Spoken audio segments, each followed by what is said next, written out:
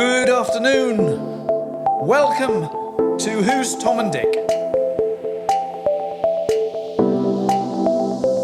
With your hosts, Martin Weavers and Patrick Mortimer. Good afternoon. Good afternoon, everybody. Back here on a Friday. Yeah. Really excited about today's show because we've got a great guest, Keith Ambrose. And it's nearly fireworks night. It is, yeah. Oh. November the 5th. They don't have that across the world. That's only a UK thing. Oh, of course. And obviously named Guy Fawkes after the famous Guy Fawkes who tried to blow up the Houses of Parliament. Just imagine, though, that's a cool name, isn't it, Guy Fawkes? Guy Fawkes, yeah. Just imagine if that was Kevin Smith. Doesn't have quite the same ring to it. Kevin Smith night. Or Trevor. Apologies if you're called Kevin Smith and Trevor someone. Well, exactly, yeah, but Guy Trevor Fawkes. Partridge night. Yeah. We know a Trevor Partridge. We do, and he's probably listening. Yes, probably. Well done, Martin. So Guy Fawkes, what a cool name that is. Yeah. Anyway, before we kick off, I've got something to say. What's that? Oh. And it's Martin's birthday tomorrow, the 4th of November. It is. He couldn't wait until the 5th and go off with a big bang. But anyway, happy birthday for tomorrow, Martin. Thank you very much. Okay, so it's time, Martin, to introduce our guest, which we've been really looking forward to, Keith Ambrose, and he's with us now, and he suffers from an illness called... Hold on a minute. I think we ought to try and see who can pronounce this best. Right, okay. You or me? Right, okay. Okay? Yeah. And then Keith will perhaps tell us when you... Yeah, I'll judge. Yeah, brilliant stuff. I think it's Polycythemia Vera. Not a bad effort. That's more or less Polycythemia Vera. Close. Well, let's welcome Keith. And how do you pronounce it, Pete? It's Polycythemia Vera. Right, okay. So you were close. Sudbury man. Yep. Mm-hmm. Businessman. Run Treadfirst tyres successfully for many years. Keith, tell us how you found out that there was something wrong. It was about 2013. Yeah. And I'd had this skin itching thing where it wouldn't go away. It was just like this horrible sensation over your torso and arms. And it was just like being stung with stinging nettles, and it would just last for an hour. And so I went to the doctors and said, this is the problem. Yeah. And they tried various things like dietary solutions, creams and lotions and potions to do it, and nothing sort of together. So I kind of lived with it. And then a few months after that, I had really bloodshot eyes. Looked like I'd been out on the beer for a while, and I probably had, but that's what it looked like. And really ruddy cheeks, so looked like, the country man. And again, I went to the doctors, and he suggested I should go to an optician's and have my eyes checked out and stuff like that, which I did. And I needed glasses, obviously, but it wasn't a problem. And then finally, came right up to 2016, I was getting headaches like you've never had before. Never suffered from migraines or anything like that. It just wouldn't go. So I went back to the doctors, and this is where it came to a head, and said to the doctor, he said to me, what can I do for you? So I said, well, there's a few things. And he said to me, let me stop you there. You can only come here to discuss one thing at a time. Right. At which point I kind of lost it a little bit and said, I came here to see you because I thought, give you these things that I've got, you might put two and two together and come up with a solution. Yeah. And he changed his tone and said, we better do a blood test. So he's already gone from 2013 to 2016. Yes, absolutely. This is exactly it. So 3 years and this is your normal GP. Yeah. Right. And so he said, we'll do a blood test, and he said, we'll do it now. Yeah. And he did. And I'll cut to the chase really. But then, so the next day I got a phone call saying, could you come in? And you'll both know, and most of the people listening will know, when you have a blood test, they test a whole bunch of stuff, don't they? They do, So I think there was something like 26 things they check. And there's a parameter for all of them. And if you're in between there, then all good. And if you're not, you get a red flag. I had 12 red flags. Crikey. I thought I had enough when I was in hospital with pneumonia. 12 red flags. Yeah, exactly that. So he suggested I went and saw a blood specialist, which is what I did, really. So, luckily I had private health insurance, so I was able to go quickly.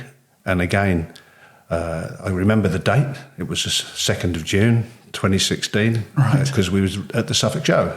So I got a text through saying, "Can you come to the Spire Hospital in Norwich and meet this Professor Bowles?"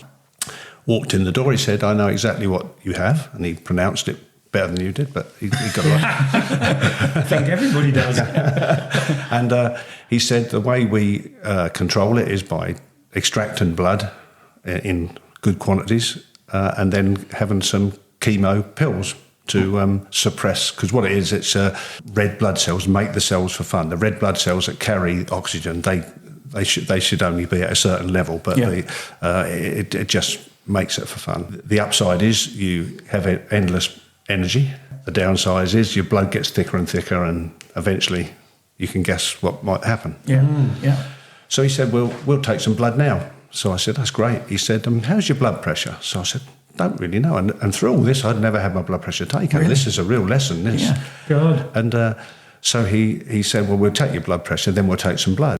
He said, right, let's check your blood pressure. And his words were a bit high. And he walked across to his desk, rang his secretary back and said, ring the Norfolk and Norwich Hospital. I want 2 nurses in intensive care. I'm bringing someone now. Really? That must have been the shock of your life. Yeah, my wife's sitting there. Yeah. You know, with this all going on. Yeah. You know, and he did exactly that. My blood pressure, for those that know, a good healthy blood pressure is 120 over 80. Mm-hmm. Mine was 220 over 120, which means I shouldn't have been standing, really. Yeah. Mm-hmm. And they took me straight round to the Norwich Hospital with these 2 nurses in intensive care, shoved a needle in one arm the size of a knitting needle. Right. And said, right, you won't have seen anything like this before. This man's blood will be like treacle. Cool. And it will come out very slowly. In the other arm, we're going to put a saline drip. Now, the other nurse, I want you to make sure this saline goes in at the same speed that comes out. Otherwise, this man is going into cardiac arrest. Right, yeah. And that was it, really. So, a long story, I know, but that's how it came about. Yeah. That was 2016. And I remember listening to your other podcast with Andy, who was saying about luck and being in the right place, right time. Yeah. This professor that I saw, Professor Bowles, who was not your stereotypical professor with the mad grey hair and all that, but a young man, was actually present at the hospital where they made the discoveries of this, because it's a newly found thing. So he was actually there when they were researching and kind of named it almost. Blimey. Yeah, that is lucky. So other people wouldn't know. You know, it is rare, and if you Google it, it says rare blood cancer as well. It says. Yeah, that is lucky. I mean, I've had some luck as well with mine, and Andy was. I mean, the luck that he had with his, just everything fell into place. They didn't really do many tests other than that. Then just the blood test. No, the blood test but that's a specific thing they're looking for in the blood test. It's a thing called a JAK2 gene. It actually is a gene that goes faulty. Yeah. And it primarily happens on men of a certain age, about 60, which I was exactly 60. And they know not too much about it other than the bone marrow produces these red blood cells, and it keeps on producing them. A little bit like if you was going cycling up a mountain, you'd be at a puff the first day. The second day you'd be better because your body would give you red blood cells. So my switch has gone on and it's never going off.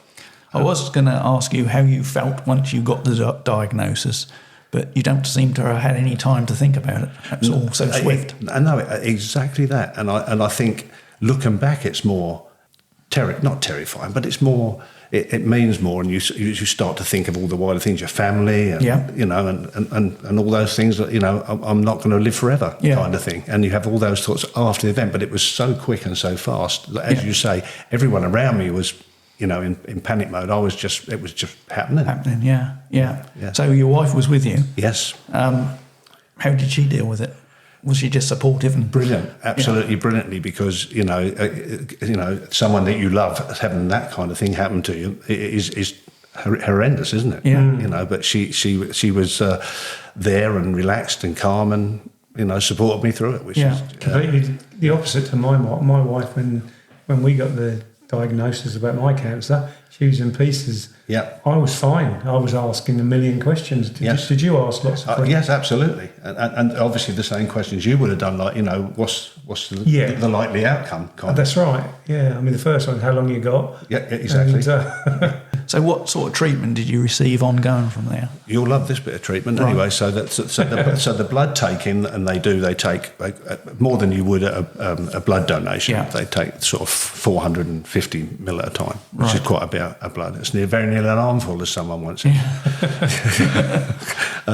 But over the first 7 months, I had 46 pints of blood taken. wow. Right.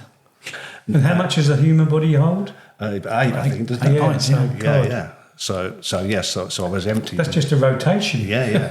Yeah. And it's just the taking of that, and then the pills. And they said it takes about 12 months to settle down, and then it'll be either controllable by medication or a mixture of medication and blood or venesection, as they call it. Right. Yeah. So I chose to do a bit of both, because the least amount of drugs I've got going into me, I feel, is a good choice. So something, my wife and my daughter both at different times decided they'd come with me to watch this being happen, but they won't go again.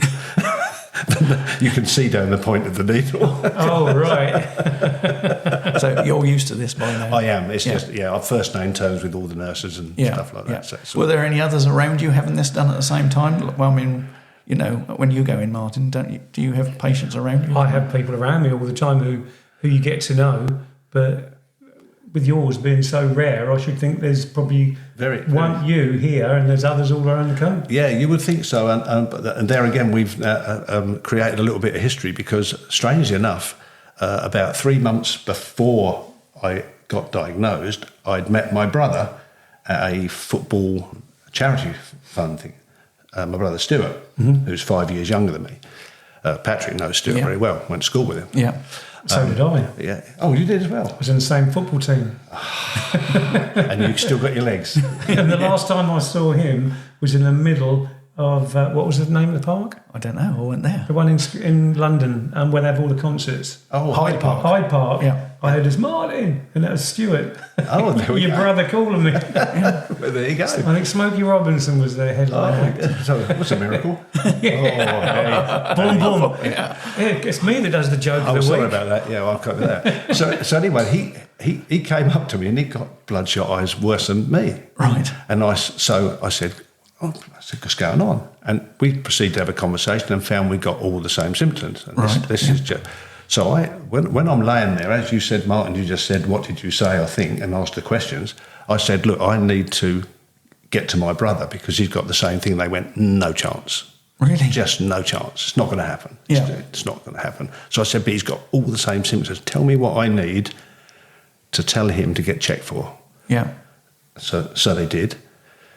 He rang me a day later and said, guess where I am? In Bury St Edmunds Hospital. He got it. So he's got it too. Crikey. So it's the first two people related. So are they suggesting that could be hereditary? They are now convinced it is hereditary because my sister's son, who is quite a bit younger, Gavin, has also got it. Right. Blimey. So there must be other people in the country that their families have got it as well. Absolutely. And I think it's not as rare as we think. I think it's undiagnosed. That's exactly my point, that there's more cases that they're not actually counting. 100%. When my brother was being treated for the side effects of it, which is a high blood pressure, and he was being treated, they were increasing the dose, increasing the drug, and it wasn't controlling it. Right. So they would have gone on doing that. And actually my father died aged 70 of kind of the symptoms that the result of not treating it. Right. I can't prove that. No. But, you've got to think that, haven't you? Yeah. What was it put on his death certificate? It's enlarged heart, but that would be what happens. Because Andy looked into his father's, when our last guest, Yes. he looked into all the death certificates to see what their cause of death was. And it was hereditary, wasn't it? Well, I think the enlarged heart, one of the symptoms of that is lack of oxygen to the heart, and that enlarges the heart. Yes. So we'll never know, but you've got to think that. So really, we're sort of telling everyone, anyone, or the male side of our family, to go check for this JAK2 gene. Which, everyone's got the JAK2 gene, but that's the thing that goes faulty. So. And then obviously their children, and would it be more in males? Because obviously it's extremely rare thing they're saying, but it's like almost unheard of in female. Really, yeah. Okay, yeah, interesting. Yeah. So I mean, because it's rare, and obviously there's not a lot of medical records on this, and you're writing them by the sound of things. Absolutely. Yeah. The big question everybody asks when they get the diagnosis is, how long have I got? Which Martin said. Yes. So I guess you've got no idea really. Well, there is figures out there, and that because they, as you say, it's rare, so they're kind of compiling it as we go along. The first thing the professor said to me, he said, if we can get it under control, it shouldn't affect your longevity. Yeah. That was his first words to me. Shouldn't. Excellent. Yeah. So that sounds okay. Having said that, if you read up about it, it says typically 10 to 20 years. Right. Sort of 7 years of treatment. Yeah. And 3. So if I said those things didn't cross your mind, I'd be lying to you. Yeah. Yeah. Well, we've all done that. Yeah. And the internet is probably the worst place to go for information. Absolutely. And I remember years ago, my dad sitting in his armchair on his birthday, having his sister come round, and she bought him a big book, medical book. Okay. Oh dear. Yeah. And when she left, the first thing he did was throw it in the bin. Yeah. He said, because if I start looking in there, I'll have every complaint. Absolutely right. So, and that's the same with the internet. And we're seeing this on the website and various Facebook forums. Did you ever ask anybody, what do you think I've got, right before you actually asked your doctor? You are so spot on. We do. We are dangerous. I googled it's called something, the skin itch and things, because they called it something. Yeah. And that was what I had. And then I put in that along with bloodshot eyes and stuff like that. I was getting all sorts of stuff. You know what I mean? I never came up with that because I but you actually self-diagnosed yourself with something completely different. Oh, absolutely. Yeah. And the trouble is, we're rubbish at going. I say we're rubbish. I'm not a doctor, or wasn't a doctor visitor at all. I'm a tough bloke. I'm going to live forever, kind of thing. Yeah. Well, I followed you on Facebook and on all your runs. Yes. Prior to your diagnosis. Yes. Where you were beating 20-year-olds and things like that. I remember that. Absolutely. And then I remember you telling me some time ago that you couldn't beat an 80-year-old at one stage. Yeah, absolutely that. And that was another thing the doctor said, because I was so loving all my exercise and the run and stuff like that. And you're right, you said I did the London Marathon. I've done the Great North Run about a dozen times, Tough Mud, as you know what I was doing. By the way, they all say I was cheating then because I had oxygenated blood. so none of those times ever count. Right. So that's it. So I kept badgering my specialist and saying, when can I go and do something again? Because you get stir crazy, not doing anything. And he kept saying, no. And it was about a year before I was allowed to do anything. And he said, right, you can now go back and do it. So I said, oh, great. So what activities did you do? Snowboarding and skiing.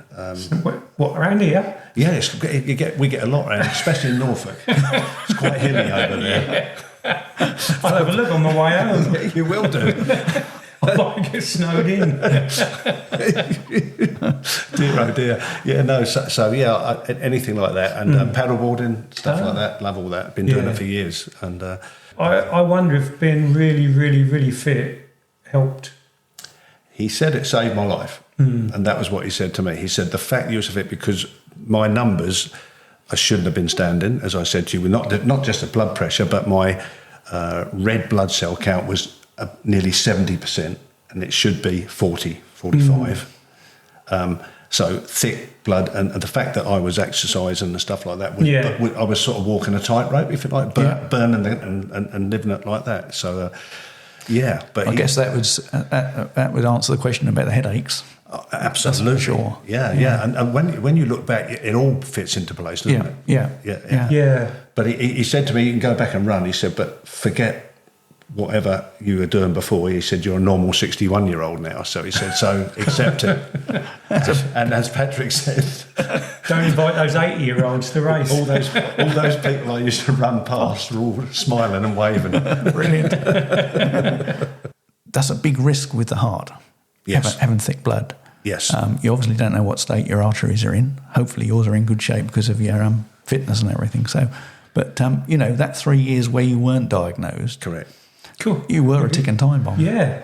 Without a doubt. And I actually think I did have, I had a moment which seemed like, people have said it could have been a stroke. I didn't have the full-on thing, but I had the slurred speech and I hadn't been drinking. Right. And I was at work, actually, and I was looking at a computer trying to say what I was trying to say, and it came out as gobbledygook. Right. And one of the guys there said to me, "You need to go home." Yeah. Yeah. And it went away as quick as it came.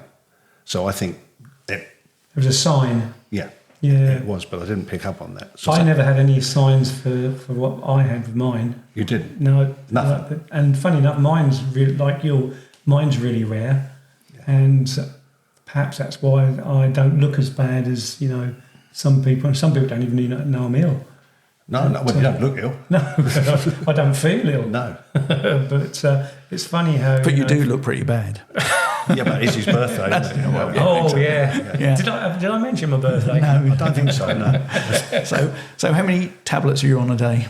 I have not as many as you. Right. Yeah, I have 3. I have one blood pressure tablet, and I have 2 of these chemo pills, which is 500 milligrams each, so it's a gram. Okay. A gram. What chemo pill is it?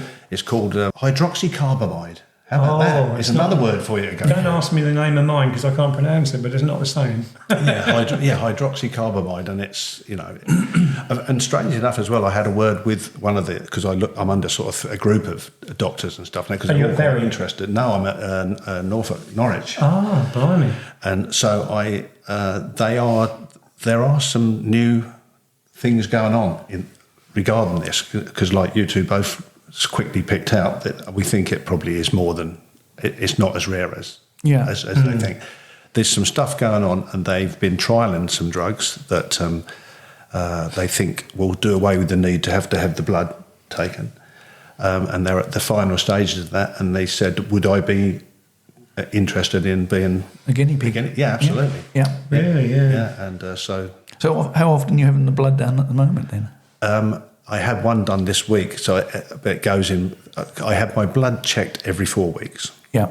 And then depending on the result of that is whether I have it done. So this last 12 months, probably I've had that done about 6 times. Right. So it's not too bad. So they never mentioned statins to you at all? No, they haven't. Right. No, I heard in your podcast, it seems to be that the way people go. I have I had to go and have a test at Harley Street for some insurance cover once, and that was an American doctor, and he said that anybody over 40 with heart disease in the family, we automatically put on statins.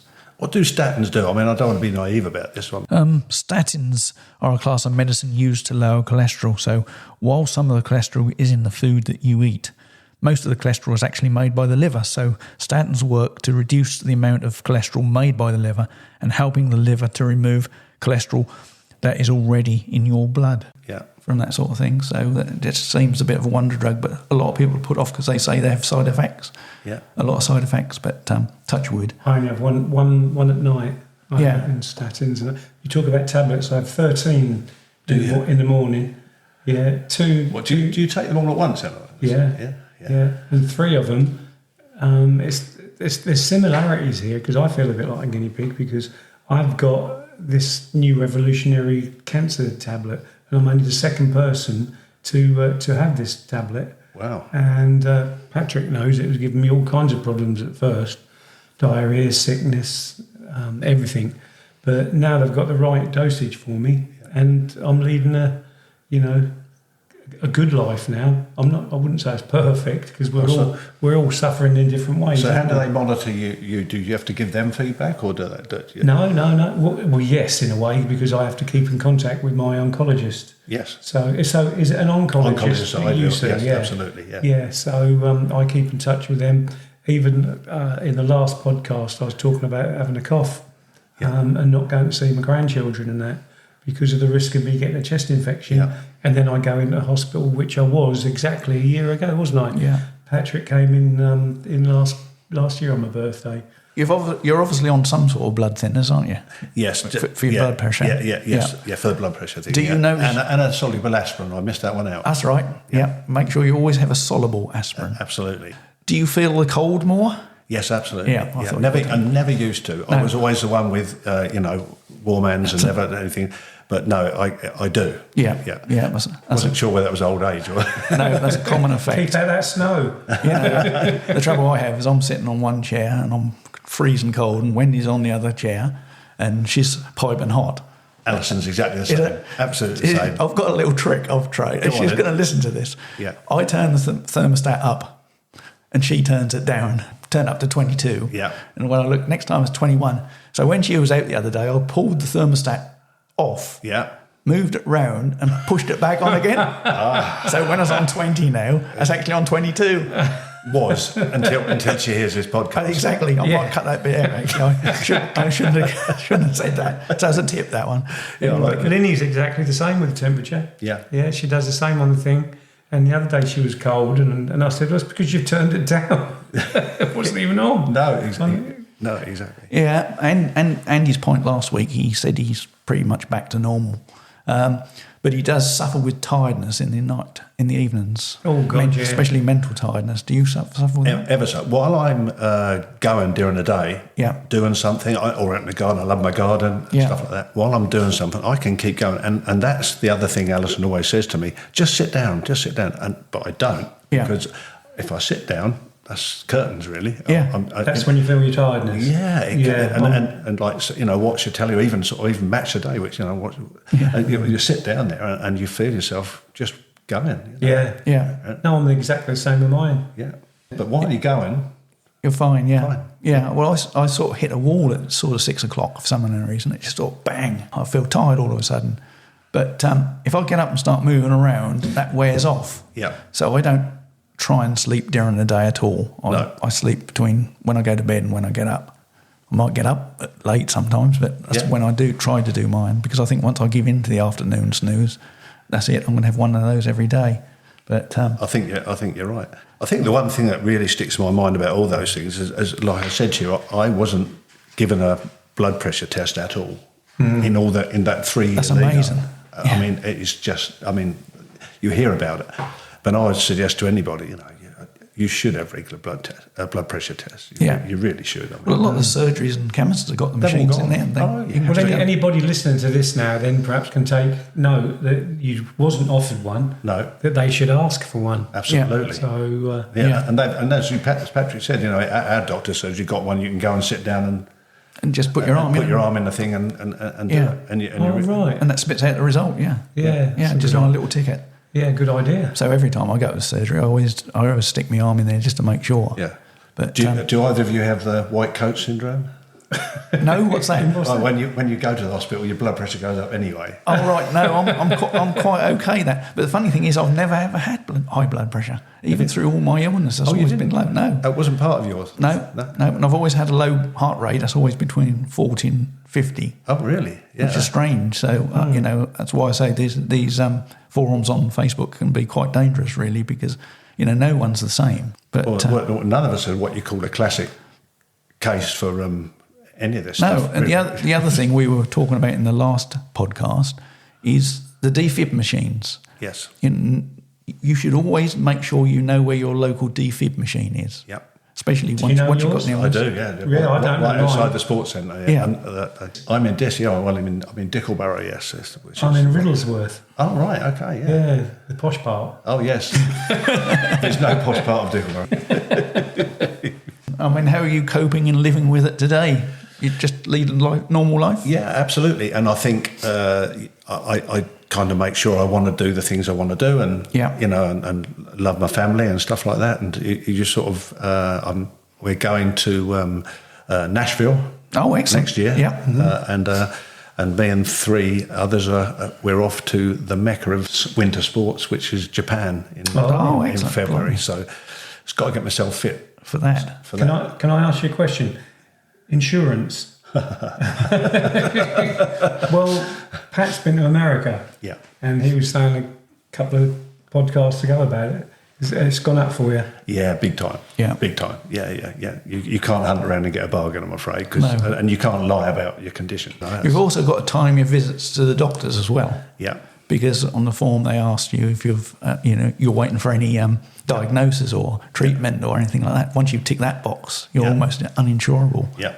So, you've got to plan your holiday. I mean, it's like this, I shouldn't say this really, but the holiday I just had in America with my son, I had my 6 monthly checkup booked for 1st of September, and I changed it to the 1st of November, simply because if they found anything, Yes. I'd either be stuck here or I wouldn't have got the insurance. Yeah. So, you've got to think about all sorts of things with... All these lovely things come with it, don't they? Yeah. So do you live your life more full now, do you think?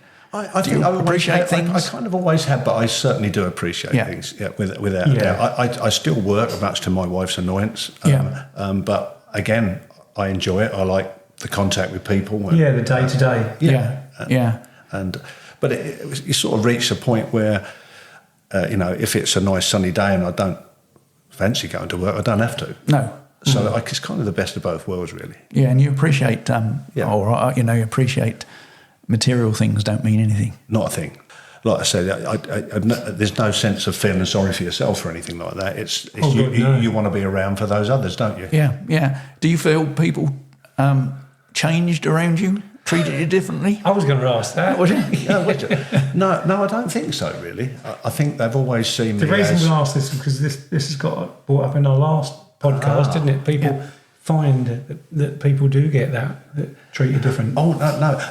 Not everybody kind of knows what I've got. That's the trouble, because as you just said a little while ago, outwardly, Well, I don't think any of us look as if we've... No. 2 heart attacks, cancer and your leukemia. Lung cancer, leukemia sort of thing, yeah. So no, I think because we don't go around going, oh, look at me, I've got, I think people... I'm just thinking, I mean, the immediate, once you've had the immediate illness and you come out of hospital and you're recuperating, I mean, you said people had treated you differently. They started to buy you things and bring you things and invite you to things. Box at Arsenal bought for me by my son-in-law, which was lovely, and also test match tickets. I'm not sure the box at Arsenal is really... Well, I hope Laura and George and Ben are listening to this. Put your bucket list down. Yeah, exactly. It's Christmas, so you're too near to that, mate. Yeah. But it is nice. It obviously affects those people, doesn't it? Even if they don't say it, it does affect them, because they worry about you, if nothing else, don't they? But I think, again, because I've always been super active and always done stupid things. I did a skydive with my son Ben about 2-3 years ago. Yeah, God. And so I've always liked doing. Did you tell your oncologist? No, they think it's funny. They love it. Yeah. They think it's great. Yeah, because you can and think, this is the end, and start counting. You could sit all I've got day 5 years left, or whatever. Yeah. I've just noticed, going off topic now because we're coming to the end of the podcast, but I've noticed that you're trying to take on Ed Sheeran at Ipswich Town. I noticed Treadfirst now sponsoring the substitutions. Oh, did you see that, did you? Yeah, I do. See it every week. Yes, that's red. Yes, it's substitution, sponsored by Treadfirst. Yeah, brilliant. Yeah, we always wave to Ed straight across the other side. Yeah. Well, this is going all over America and everywhere. Is it? Yeah. Yeah, so I know who Ed Sheeran is. I think they might do. And if you get asked for a tyre. Yes. Yeah, good old Ed. Yeah, he's always there. Yeah, brilliant. I mean... Great. Okay, Keith. Well, that's fabulous. Thank you very much for coming in, and thanks for all your kind openness. Really. No, you're more than welcome. And like I said, if anything helps anybody and people recognise some of those symptoms, you don't want to panic. Go get checked out. Like we always say, don't be a non-doctor goer. That's right. Yeah. First person to go to is the doctor, not to Facebook, not to your friends. Correct. Yeah. Lovely. Good. Great stuff. So we're big thank you to Keith Ambrose for his participation today. I'm off to my party now. You're off to your party. Good luck. How many candles are they going to put on there? Oh, 63. Oh, wow. How's that compare with you? Oh, there'd be 5 more on for me. Oh, would there? And one less. All right. Yeah. We were playing top trumps as stents last week. We didn't ask about the stents. No. Well, thanks very much, everybody. Have a good weekend. We'll see you next week. Have a good time. See you. Thanks for tuning in. Goodbye now.